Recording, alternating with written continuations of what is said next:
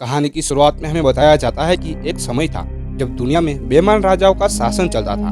उस वक्त उन्हीं बेईमान राजाओं में से एक एसरोन के वंशज ने मुर्दों को जिंदा करने का राज जान लिया। इन्होंने बादशाहों की हड्डियों से एक नकाब बनाया और अपनी बेटियों के पवित्र खून से शैतानी आत्माओं को न्योता दिया। वो नकाब शैतानी आत्माओं से ताकत इकट्ठा करके उसे पहनने वाले को दुनिया का सबसे शक्तिशाली इंसान बना देता था। एस्टोन ने दुनिया के सभी शहरों को अपना गुलाम बना लिया था, लेकिन जिन्हें वो अपना गुलाम नहीं बना सके वे थे बारबेरियन। बारबेरियन ने उस नकाब को तोड़कर एस्टोन को हमेशा के लिए खत्म कर दिया और दोबारा कोई उस नकाब को जोड़ ना सके, इसलिए उन्होंने सभी टुकड़ों को अलग अलग जगह पर छिपा दिए।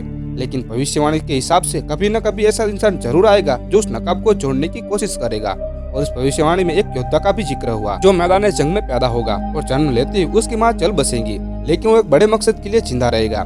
यहाँ पर वो बच्चा कॉननी होता है जो मैदान जंग में पैदा हुआ था।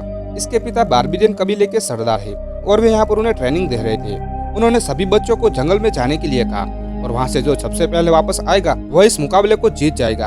और उन सबको 11 अंडे भी दिए गए थे जो रास्ते में फूटने नहीं चाहिए थे। यहाँ पर कॉनन सिर्फ 10 साल का ही होता है, फिर भी उसकी जीत पर उसके पिता ने उसे मुकाबले में हिस्सा लेने दिया। यहाँ पर सभी लड़के दौड़ रहे होते हैं और रेस मारने के साथ साथ एक दूसरे को मारना भी अलाउड था। तभी जंगल में कुछ सिपाही आ जाते हैं जो इन बच्चों को किडनैप करके अपने सरदार को पेश करने वाले थे। जैसे बच्चों को इनके बारे में पता चला तो वो बच्चे वापस लौट जाते हैं, लेकिन यहाँ पर कॉनन सबसे अलग था। वो मौत से नहीं डरा, बस उसके पैर कांप जाते हैं। और इसके बाद सैनिकों ने इसको चारों तरफ से घेर लिया और सारे सैनिक मिलकर इस 10 साल के बच्चे का भी मुकाबला नहीं कर पाए। कबीले के लोग सोच रहे थे कि अब तक कॉनन मारा जा चुका होगा, लेकिन कॉनन जब वापस लौटा तो वो पूरा खून से लथपथ हो चुका था और उसके हाथ में दुश्मनों के कटे हुए सिर थे, जिसको देखकर उसके बाप का सीना चौड़ा हो जाता है। वहीं दूसरी तरफ बारबेरियन किंग का मानना था कि उसका बेटा जंग के लिए तैयार नहीं था, क्योंकि उसमें जोश तो है पर जोश के साथ होश भी होना जरूरी है। इसलिए उसने कॉनन को तलवार बनाने सिखाई। वो देख सके कि दुनिया का सबसे ताकतवर हथियार बनने से पहले उसे कितना तपना पड़ता है और कितनी चोट खानी पड़ती है। इस डर को सहे बिना कोई इंसान महान नहीं बन सकता। इसके बाद बारबेरियन ने कॉनन की ट्रेनिंग शुरू कर दी। उसे जोश के साथ अपनी समझदारी से भी काम लेना था ताकि वो अपने पिता की तरह एक महान सरदार बन सके। लेकिन कुछ वक्त के बाद उनके कबीले के ऊपर खलार की सेना ने हमला कर दिया। इस हमले में बारबेरियन को बंदी बना लिया गया। खला यहाँ पर नकाब के उस आखिरी हिस्से के लिए आया था जिसे पाने के बाद वो दुनिया का सबसे शक्तिशाली इंसान बन जाएगा। बारबेरियन ने नकाब का वो आखिरी हिस्सा देने से मना कर दिया। इसी बात पर खाला ने बारबेरियन को जख्मी कर दिया और तभी यहाँ पर कॉनन आ जाता है और उस पर हमला कर देता है। और इस हमले में कॉनन ने एक बंदी की नाक भी काट दी थी। इस पलटवार के बावजूद भी खाला के लोगों ने दोनों बाप बेटों को शांत कर दिया। खाला की एक बेटी भी थी जो बिल्कुल उसकी नरकवासी माँ पर गई थी। वो पैसे से एक जादूगरनी थी और उसके अंदर कुछ खास शक्तियाँ थी जो उसे अपनी माँ की विरासत के रूप में मिली थी। उसने अपनी शक्तियों से नकाब के आखिरी हिस्से को भी ढूंढ लिया और फिर खाला ने बारबेरियन और उसके बेटे को ऐसे बांध के चला गया कि अगर उसका बेटा चैन को खींचता रहा तो उसका बाप जिंदा रहेगा। जैसे ही बेटे ने चैन को छोड़ दी तो उसका बाप मारा जाएगा। यहाँ पर कॉनन अपने पिता से बहुत प्यार करता था। वो उनके लिए अपनी जान देने के लिए भी तैयार था, लेकिन पिता के आदेश पर उसे वहाँ से जाना पड़ा। फिर कॉनन ने सिमेरिया राज्य को छोड़ दिया और वो अपने पिता की कातिल की तलाश में दुनिया भर में घूमता रहा। उसने इसी सफर के दौरान लाशों के ढेर लगा दिए। जिंदा रहने के लिए उसने लूटपाट, चोरी, चकारी और भी कई सारे गलत काम किए, लेकिन उसने कभी किसी गरीब को नहीं सताया। यहाँ भी कॉनन ने अपने कलवे साथी के साथ मिलकर एक बस्ती पर हमला कर दिया ताकि यहाँ के गुलामों को आजाद करवाया जा सके। गुलाम और गुलामी दोनों को आजाद करा के जश्न मनाने लगे। इसी जश्न के बीच एक बंदा यहाँ पर आ गया जो यहाँ का नहीं लग रहा था। वो कुछ लोगों से छिपता छिपाता छुप रहा था। कॉनन ने उसका पीछा करने वाले लोगों पर ध्यान दिया तो उनका सरदार वही था जिसकी नाक उसने बचपन में काटी थी। इसलिए कॉनन ने इस अनजान शख्स से कहा कि अब मैं तुम्हारे साथ जेल जाऊंगा और फिर इस कटवे के सैनिकों पर हमला कर दिया। इसके बाद इन दोनों को कैदी बना लिया गया। एरगुन को टॉर्चर किया जा रहा था जबकि कॉनन से पूछताछ हो रही थी। यहाँ पर दुश्मनों ने कहा कि तुम उसी के बेटे हो जिसको हमने कई सालों पहले मारा था। ये बात सुनते ही कॉनन को गुस्सा आ जाता है और फिर उसने सबको मारना शुरू कर दिया। उसने कटवे को याद दिलाया कि वो वही लड़का है जिसने उसकी नाक काटी थी। उसने कटवे से उसके मालिक खलार का पता पूछा, लेकिन खलार का पता किसी को नहीं था। फिर भी उसने ये बताया कि खलार बहुत ही जल्दी मोनेस्ट्री पहुंचने वाला है ताकि वो एस्टोन की आखिरी पीढ़ी की सबसे खूबसूरत लड़की को अगवा कर सके। उसी के खून से वो शैतानी ताकतों को जगाकर अपनी बीवी को जिंदा करने वाला था जो उससे भी बड़ी शैतान थी। यह खबर मिलते ही कॉनन मोनेस्ट्री के लिए रवाना हो जाता है। वो वहाँ अकेले जाने वाला था क्योंकि ये जंग उसके अकेले की थी। दूसरी तरफ खलार ने मोनेस्ट्री पर हमला कर दिया। वो तो शुक्र है कि लड़की के बाप ने पहले अपनी लड़की को यहाँ से भगा दिया। हालांकि कॉनन लड़की तक पहुँच गया था। वो उससे खलार का पता पूछने लगा, लेकिन तभी वहाँ पर खलार के आदमी आ जाते हैं। यहाँ पर कॉनन उन्हें एक एक करके सभी को मार देता है और फिर खलार के खास आदमी को भी बंदी बना लेता है। दूसरी तरफ खलार की बेटी ने मोनिस्ट्री की एक एक लड़की का खून टेस्ट करके देखा, लेकिन उन सबको तमारा का खून ही चाहिए था, जो इस वक्त कॉनन के साथ थी। तमारा के बाप ने नहीं बताया कि उसकी बेटी कहाँ पर है, तब खलार ने बड़ी बेरहमी से उसका खून कर दिया। दूसरी तरफ कॉनर और तमारा पिकनिक मना रहे थे। तमारा एक बार बोलना शुरू करती है तो वहाँ पर ही बंद नहीं होती, इसलिए कॉनन ने उसका मुंह बंद कर दिया। अगले दिन खलार के आदमी ने कॉनन को खाला का पता बताया और फिर कॉनन ने उसे घोड़े से बांधकर खलार के सैनिया डेक की तरफ चल पड़ा। उसने उस आदमी को एक पत्थर फेंकने वाली तोप से बांधकर सीधा खलार के टेंट में फेंक दिया।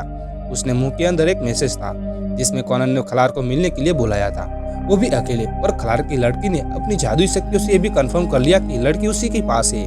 इसके बाद कॉनन और खाला एक वीरान जगह पर मिलते हैं, जहाँ कॉनन ने तमारा को बांध रखा था, लेकिन वो तो सिर्फ दिखावे के लिए होता है, वैसे तो उसके साथ होती है। यहाँ पर उस लड़की ने अपनी जादुई शक्तियों का इस्तेमाल करके रेतीले शैतानों को जन्म दिया और कॉनन पर चढ़ गए। यहाँ पर कॉनन ने एक एक करके सभी को मार गिराया, लेकिन जादूगरनी के जादू से कॉनन कमजोर हो चुका था, उसे ठीक से दिखाई नहीं दे रहा था। उसके साथ बिल्कुल वैसा ही हो रहा था जैसा हमारे साथ सो के उठने के बाद तुरंत होता है। फिर भी वो जैसे तैसे करके तमारा को अपने साथ किनारे तक ले आया। वो दोनों पानी में कूदकर निकल जाते हैं। उसी शाम उनके जहाज पर हमला हो जाता है। यहाँ पर दुश्मन लड़की को किसी भी कीमत पर हासिल करना चाहते थे, लेकिन कॉनन और उसके साथियों ने मिलकर सबकी छुट्टी कर दी और फिर वो खलार से लड़ने अकेला चला गया। लेकिन कॉनन के साथी ने उसे अकेले नहीं जाने दिया।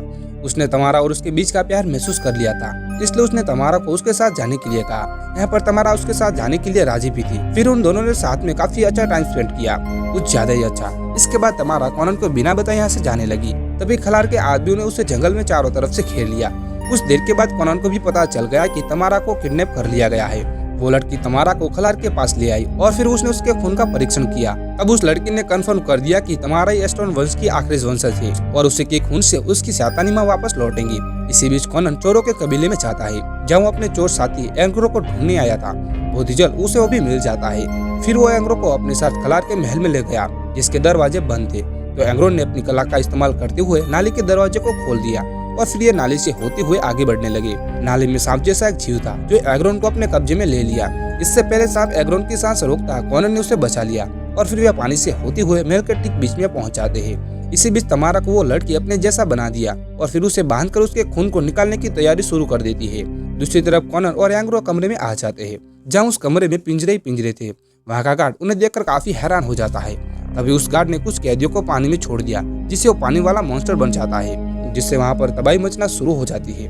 कॉनन ने एग्रो को पिंजरे में बंद कर दिया ताकि ये मॉन्स्टर उस पर हमला न कर पाए और फिर वो कुछ सैनिक और मॉन्स्टर से लड़ने लगा। उसने एक एक करके सभी सैनिकों को मार दिया और फिर गार्ड्स भी उससे लड़ने आ गए। थोड़ी फाइट के बाद उसने गार्ड को भी पानी में फेंक दिया। इसके बाद कॉनन ने देखा कि तमारा को पास की गुफा में ले जाया जा रहा है, जहाँ उस पर जादू टोने की रस्म होने वाली थी। कॉनन ने अपने दोस्त को अलविदा बोलते हुए कहा कि यहाँ से आगे का सफर उसे अकेले ही तय करना होगा और फिर उसने गुफा में जाकर कुछ गार्ड मारे। तभी हमें खालार को दिखाया जाता है, जिसने तमारा से खून से नकाब को जिंदा कर दिया था। तमारा का खून पीते हुए नकाब खलार के चेहरे से चिपक जाता है। अब वो अपनी मरी हुई बीवी को जिंदा करने वाला था कि तभी कॉनन वहाँ पर आ जाता है और उसने खलार का नकाब तोड़ दिया, जिसकी वजह से गुफा भी टूटने लगी। सब कुछ बिछड़ने लगा और तमारा भी नीचे गिरने वाली थी, लेकिन वो शुक्र है कि चक्के में लगे फट्टों से उसे बचा लिया गया। फिर कॉनन वहाँ से निकलकर उसे आजाद कराने की कोशिश की, लेकिन खलार भी वहाँ पर पहुँच जाता है। वे दोनों चक्के पर खड़े होकर लड़ रहे थे, जो कि किसी भी पल नीचे गिर सकता था। लड़ाई के बीच में चक्का थोड़ा सा सरक गया, जिस वजह से वो लोग घूम गए। गिरने से बचने के लिए कॉनन तमारा की चैन पकड़ ली। ऐसी घातक स्थिति में खलार उसने लड़ रहा था। खैर कॉनन को मौका मिल गया और फिर उसने तमारा को आजाद कर दिया। जब तमारा यहाँ से भाग रही होती है तब उस लड़की ने उसे पकड़ लिया। यहाँ पर उस लड़की और उसके बीच काफी बढ़िया फाइट हुई, जिससे तमारा ने उसको काफी पहल दिया। लेकिन थोड़ी देर के बाद वो लड़की उस तक वापस पहुंच गई और वो तमारा को चैन से बांधकर मारने लगी कि तभी कॉनन वहाँ पर आ गया और उसने उस लड़की का हाथ काट दिया और तमारा ने उसे लात मारकर नीचे गिरा दिया। इस तरह से वो लड़की मारी जाती है। यहाँ पर बचा था सिर्फ खलार। कॉनन और लड़की यहाँ से भागने की कोशिश की, लेकिन मलवार नीचे गिरने की वजह से वो दोनों अलग अलग हो गए। फिर उसने तमारा के साथ भागने की कोशिश की, लेकिन तमारा का पैर गलत जगह पर फंस गया और वो गिरते गिरते बच गई।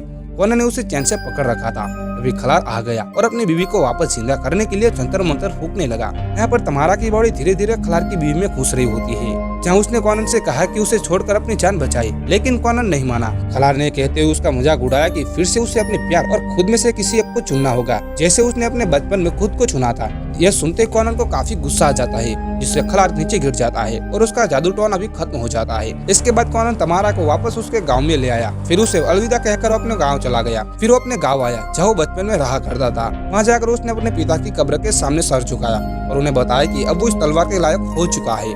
और इसी के साथ ये कहानी यहाँ पर समाप्त हो जाती है। अगर वीडियो अच्छा लगा तो वीडियो को लाइक और शेयर करना ना भूले और साथ ही कमेंट जरूर करें। आगे से वीडियोस देखने के लिए चैनल को जरूर सब्सक्राइब कर लीजिए।